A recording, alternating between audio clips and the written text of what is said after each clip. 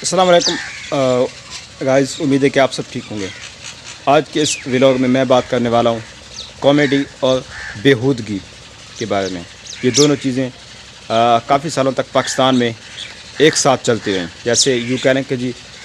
چولی دامن کا ساتھ تھا ان کا پاکستان میں، کافی ٹرینڈ رہا، یعنی یوں کہہ لیں کہ جی کامیڈی کے نام پہ، ہنسی مذاق کے نام پہ ولگیرٹی کا، بیہودگی کا ٹرینڈ رہا کافی عرصوں تک۔ تھیٹرز کا جو رول تھا اس میں جو کافی زیادہ رہا، یعنی تھیٹرز پہ یا جو محفل تھیٹر ہوتی ہے تو اس میں، یعنی اس میں کافی اس کا رول تھا، کافی کردار، بلکہ یوں کہہ لیں کی رول تھا، اس کا کلیدی کردار تھا تھیٹرز کا اس ولگیرٹی کو، اس بیہودگی کو فروغ دینے میں، اس کو پھیلانے میں۔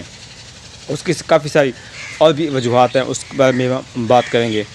تو پہلی جو ایک چیز جس پہ میں بات کرنا چاہ رہا تھا وہ یہ تھی کہ پاکستان میں، اسپیشلی میں اگر پاکستان کی بات کروں تو اس وقت کافی سارے لوگ ایسے ہیں جو یعنی گالی گلوچ سے، بیہودگی سے، یعنی جملے کسنے سے، یا یوں کہہ رہے ہیں کہ ایسے الفاظ بولنے سے کہ جو میں یہاں پہ ان ویڈیو میں استعمال نہیں کر سکتا، ان کے ذریعے سے لوگوں کو ہنساتے تھے۔ آج بھی یہاں لوگ اس طرح کی کام کرتے ہیں، لیکن کافی لوگ، کچھ لوگ بلکہ بھلے ہی وہ آٹے میں نمک کے برابر ہوں، لیکن وہ لوگ کرتے ہیں کوشش، جیسے ایک ہمارے لیجنڈ تھے امان اللہ خان، اور اس کے علاوہ کافی سہیل احمد اور بہت سے لوگ جو اب اس دنیا میں نہیں بھی ہیں، جو پرانے تھے، مستانہ صاحب یا ان جیسے یہ جو ہماری پیدائش سے بھی پہلے کافی لوگ گزر گئے۔ تو وہ لوگ، اب کامیڈی لکھنے والا اور کامیڈی کرنے والا، ایک ہوتا ہے کامیڈی لکھ کے کی جاتی ہے، یعنی آپ کسی کالم لکھ دیں، آپ کوئی ہنسی مذاق کا کوئی لطیفہ، یعنی کوئی لکھ کے کہیں بھیج دیں، کوئی لطیفہ ویسے سنا دیں۔ تو ایک چیز یہ ہوتی ہے، کامیڈی دو طرح کی ہوتی ہے، ایک بلیک کامیڈی بھی اس کو کہتے ہیں، یا ڈارک کامیڈی بھی اس کو کہا جاتا ہے۔ یعنی ایک کامیڈی وہ ہوتی ہے جو آپ کو سمجھنی پڑتی ہے، تب جا کے آپ، یعنی بعد میں سمجھ آتی ہے۔ جیسے ایک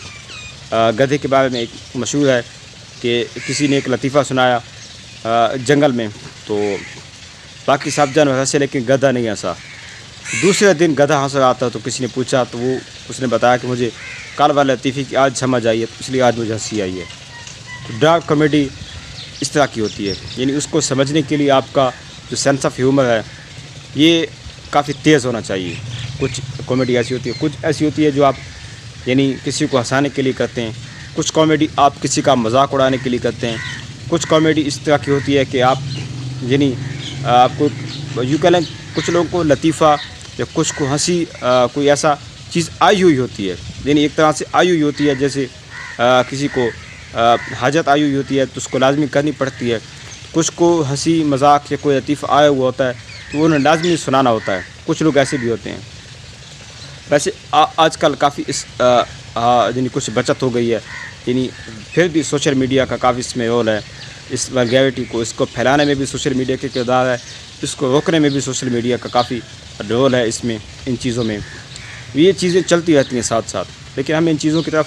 نہیں جانا چاہیے، ہمیں ان چیزوں کی طرف توجہ نہیں دینی چاہیے۔ ہمیں ایسا ہنسی مذاق، ایسی ہنسی کی طرف، ایسی چیزوں کی طرف ہونی چاہیے۔ ہنسی مذاق اچھی چیز ہے، لیکن اس کی طرف جو ہم چار لوگوں میں بیٹھ کے سن سکیں، جو ہم اپنی فیملی ممبرس کے ساتھ بیٹھ کے، ہم اپنے